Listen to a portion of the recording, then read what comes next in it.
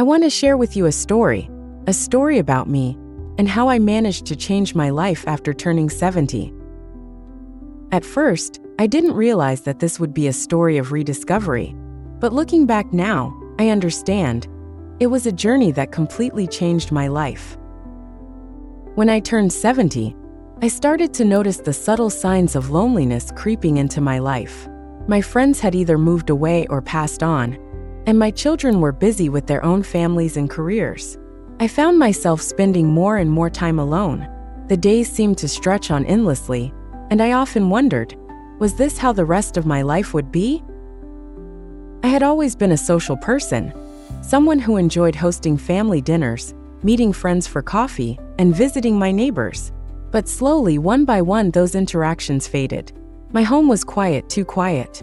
The television became my companion, and my chair by the window became my retreat. I watched the world go by and realized how much I missed feeling connected to it. But one day something changed. It was the simplest thing, but it struck me deeply.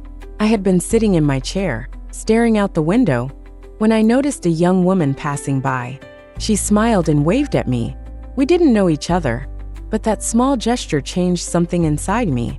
For the first time in a long while, I felt seen. And that moment sparked the realization that if I wanted to feel connected again, I had to take action. I decided to start by going outside more often. At first, I just took short walks around the block. The fresh air, the sounds of the birds, the rustling of the leaves. These things reminded me of the simple joys of life. But most importantly, I realized something. I wasn't alone in this. I wasn't the only person sitting in their home, watching the world go by. There were others who, like me, were just waiting for a sign, a reason to step out of their shells. So, I started attending a local community center for seniors. I wasn't sure what to expect, but I knew I had to try. The first day, I walked in nervously. I didn't know anyone, and I wasn't sure if I'd fit in. But then I met Carol, an energetic lady in her 70s, who had just started coming to the center as well. We struck up a conversation, and she shared with me how she had felt the same way I did just a few months ago.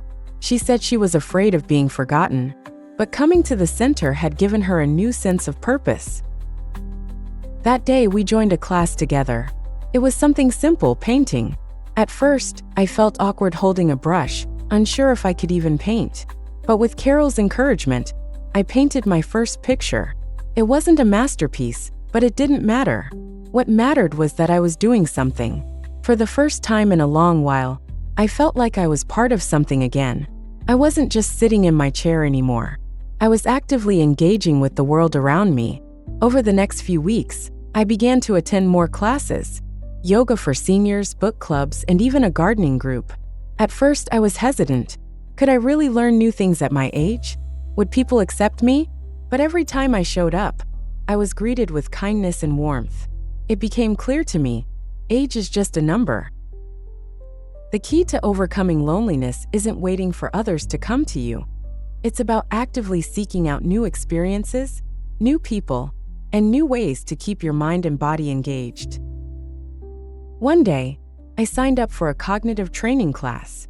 I had heard that keeping your mind sharp was just as important as keeping your body active. The exercises were simple, but they made me think in ways I hadn't in years. I worked on memory puzzles, brain teasers, and problem-solving tasks. It wasn't just fun, it was challenging, and it kept me sharp. I realized that by training my brain, I was not only fighting off the effects of aging, but I was also giving myself something to look forward to every day. As I continued with my new routine, I started feeling a shift in my perspective. I wasn't just filling the time. I was filling my life with meaning. I had a purpose again. I looked forward to my yoga classes, my gardening club, and yes, even my painting sessions.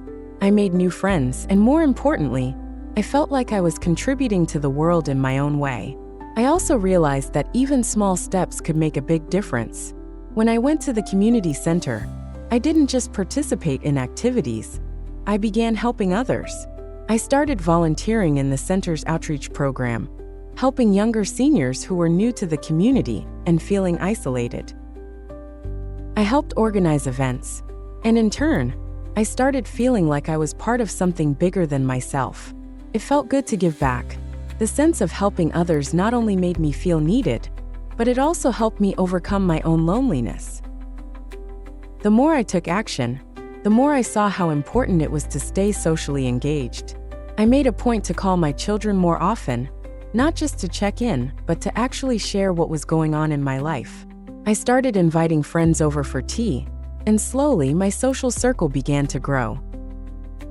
I made new connections while cherishing the old ones. Looking back, I realize now that loneliness doesn't have to be a permanent state. It's not something you just accept and live with, it's something you can fight. The key is to keep moving, keep seeking, and keep engaging with the world. Life after 70 doesn't have to be dull or empty. It can be a time of new beginnings, new adventures, and new connections. The path I've walked in the past few years has taught me that our mental health and emotional well-being are in our hands. With a little effort and a willingness to try new things, we can find joy and meaning at any stage of life. So if you're feeling lonely, know that you are not alone. Take that first step, even if it feels small. Visit your community center, take a class, call an old friend, or even take a walk in the park. The world is still out there waiting for you, and you have the power to make it your own again.